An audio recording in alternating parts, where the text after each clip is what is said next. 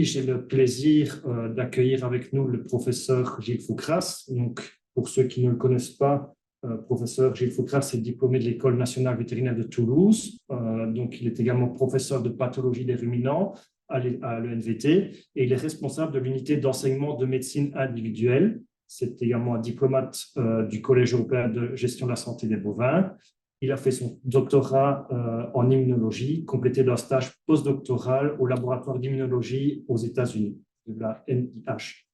Il est responsable d'une équipe de recherche au sein de l'UMR à l'INRAE, donc interaction hôte-agent pathogène. Ses travaux portent sur l'immunité anti-infectieuse chez les ruminants, en particulier la vaccination contre les maladies respiratoires des jeunes bovins et les mammifères.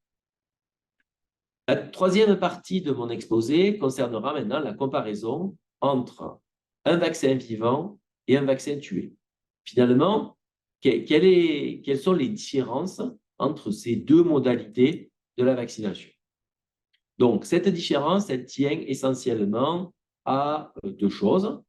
Elle tient tout d'abord à la nature des effecteurs qui sont mobilisés, et en particulier les effecteurs lymphocytaires, qu'ils soient CD4 ou CD8, je vais y revenir juste après, et aussi au développement d'une immunité cellulaire ou simplement d'une immunité anticorps. Et on a vu que les deux étaient importantes pour le développement d'une bonne réponse vis-à-vis des virus respiratoires. Ça va avoir des conséquences en termes de protocole vaccinal. Donc, les différentes catégories de vaccins, vous savez qu'il y a deux grandes catégories. Il y a d'abord les vaccins vivants et il y a les vaccins tués ou inactivés. Dans chacun, on peut retrouver soit des vaccins qui contiennent les agents tout entiers, que ce soit des virus ou des bactéries, ou bien des vaccins qui ne contiennent qu'une fraction antigénique ou génétique s'il s'agit de vaccins recombinés.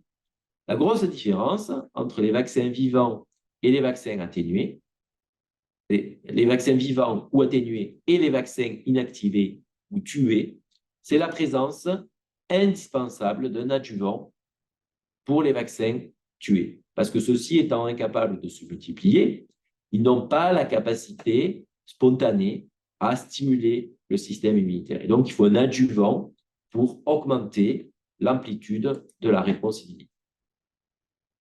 Par ailleurs, les voies que vont emprunter les antigènes vaccinaux dans l'un et l'autre des deux cas ne sont pas les mêmes.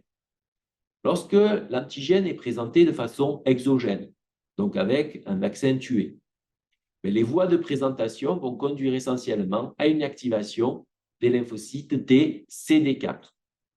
Pour que les lymphocytes cytotoxiques CD8 soient activés, il faut que la présentation se soit faite à la suite d'un processus d'apprêtage de l'antigène qui passe par la voie cytoplasmique. Et donc, il faut que l'antigène soit endogène. Et ça, ce n'est possible, cette voie de présentation via le complexe majeur de cytocompatibilité classe 1 au CD8, elle n'est que possible soit pour des antigènes cellulaires, soit pour des virus ou des bactéries qui ont pu entrer dans la cellule. Et donc, pour ça, il faut que ces agents soient vivants, ce qui est possible avec un vaccin vivant, contrairement à un vaccin tué, où la présentation est essentiellement une présentation par les voies exogènes. En conséquence, on a quoi? Mais pour un vaccin vivant, atténué, vous allez à la fois stimuler la production d'anticorps après activation des cellules B par les lymphocytes CD4, mais aussi une réponse CD8. Ces CD8 étant capables de lyser de façon directe les cellules infectées. À l'inverse, pour un vaccin tué, ça va être principalement la production d'anticorps qui est stimulée et très très peu l'activation du compartiment CD8. En fait, il y a des tentatives d'augmenter cette voie de présentation via certains adjuvants et qui restent relativement imparfaites par rapport à un vaccin vivant. Donc, quelles sont en conséquence les stratégies que l'on peut recommander pour vacciner contre les bronchopneumonies infectieuses? Alors, s'il s'agit de génisses laitières ou de veaux de race allaitante avec une vente qui intervient précocement, vers 6-8 mois, donc avec assez souvent une période au pâturage pour les veaux allaitants qui est grande, et pour les génisses, une maîtrise des conditions qui est suffisamment bonne. Alors là, je vous parle pour les veaux allaitants en dehors d'un système filière pour garantir la qualité sanitaire. Et si le risque bactérien reste réduit, ce qu'il faudra privilégier, c'est la vaccination antivirale. Par contre, si la vente est plus tardive avec des jeunes bovins, ou si la stabulation est fréquente, voire continue, notamment pour les génisses, ou si on a prouvé que ce risque bactérien était présent, il faut ajouter effectivement au moment de la vaccination une ou plusieurs valences bactériennes. Alors, ça peut être les pastorelles, comme Anemia et Pastorella, même si pour ce second agent, ce n'est pas forcément facile.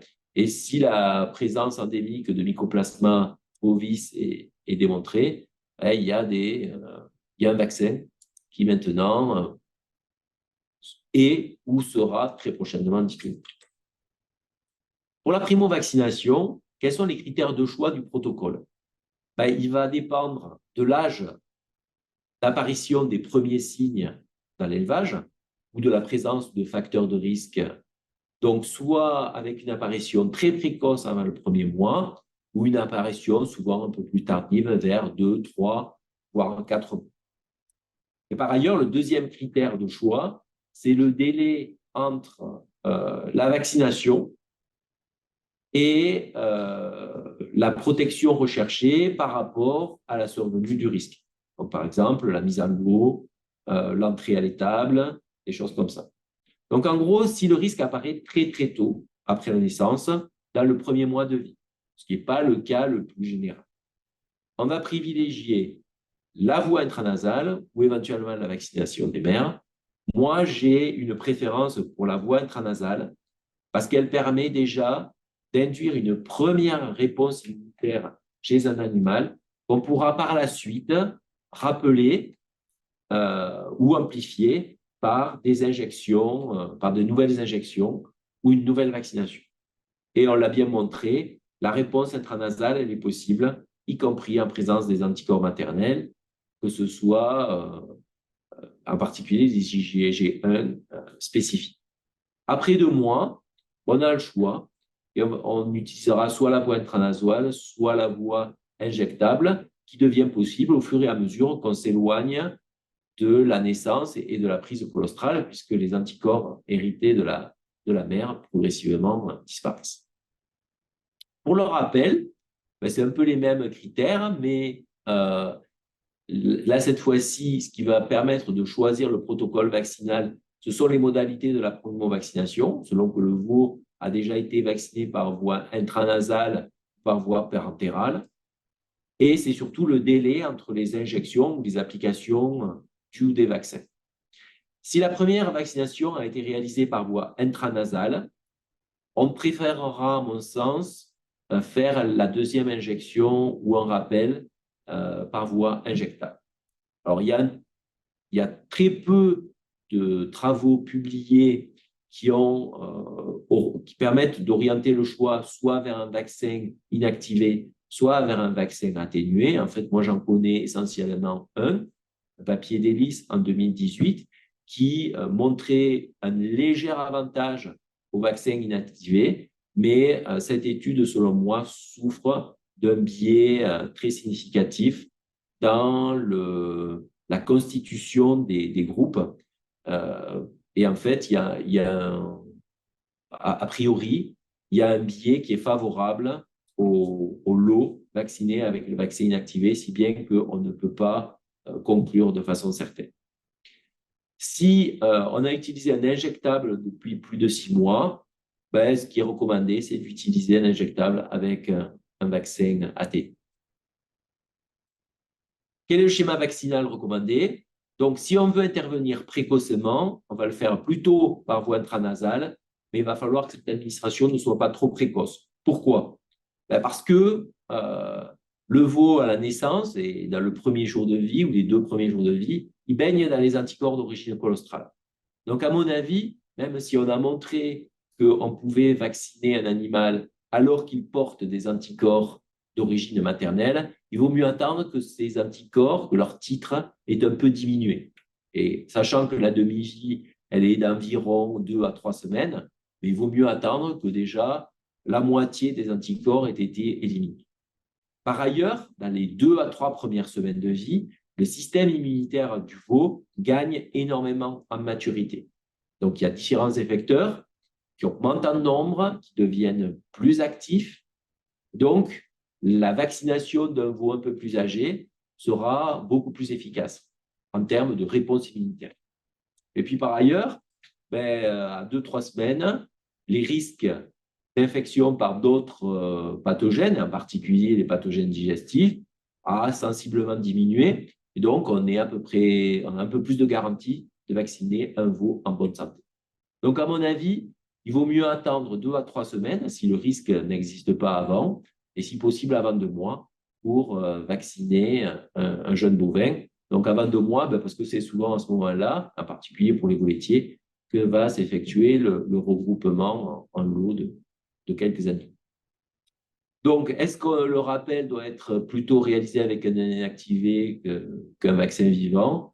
Je ne sais pas vous répondre parce que il n'y a pas d'éléments patents et ça mériterait étude sur un effectif suffisant. Si on s'intéresse à des animaux plus âgés, là, la recommandation qui tient, c'est surtout d'intervenir avant la période à risque. Et ce, au moins 5 semaines avant l'exposition au risque infectieux. Donc, on préférera un injectable atténué plutôt qu'un inactivé, avec éventuellement 2 injections. Ou bien, on pourra utiliser une vaccination hétérologue, mais là encore, on est un peu en peine d'études pour pouvoir le justifier, en alternant vivant et éventuellement inactivé. Mais là encore, il faudrait beaucoup plus d'informations correctement étayées pour pouvoir l'affirmer. Alors, ces éléments-là, ils font en fait appel à des éléments publiés et je vous cite ici 2 méta-analyses publiées par le même groupe en 2020 et 2022 qui font une synthèse dans les différentes catégories d'animaux, les bovins non sevrés, les jeunes bovins après sevrage et les génisses laitières, du résultat des essais, soit dans des conditions terrain, soit dans des conditions expérimentales, donc avec une inoculation de virus, qui montrent que les niveaux de preuve sont très variables en fonction des catégories et des protocoles, et que la qualité des données, heureusement, est quand même de qualité modérée, voire élevée, mais on n'est pas dans une situation idéale. Donc, vous voyez qu'en fonction des catégories d'animaux, le niveau de preuve, il est plutôt bon ou plutôt plus faible et qu'il y a généralement un avantage, en particulier chez les génisses laitières, donc un avantage montré cette fois-ci, avec une bonne qualité des données, à utiliser plutôt des vaccins atténués que tués. Donc, en conclusion, je dirais que pour mettre en place une vaccination efficace contre les bronchopneumonies infectieuses d'origine virale, il faut un protocole vaccinal adapté aux besoins individuels du troupeau, en fonction du type laitier ou allaitant, des caractéristiques du troupeau, éventuellement de la filière dans laquelle il s'inscrit.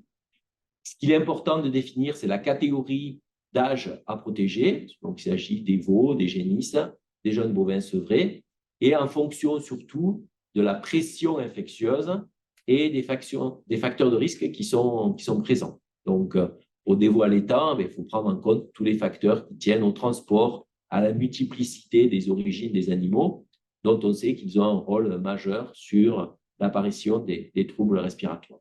Et donc, les recommandations que l'on peut faire, c'est de mettre en place un protocole adapté au risque, donc en choisissant les valences, le schéma vaccinal, et surtout de bonnes conditions d'administration, de bons vaccins avec un bon protocole. Voilà, j'en ai terminé sur cette partie et je vous remercie de votre attention et j'aurai plaisir à répondre à vos questions.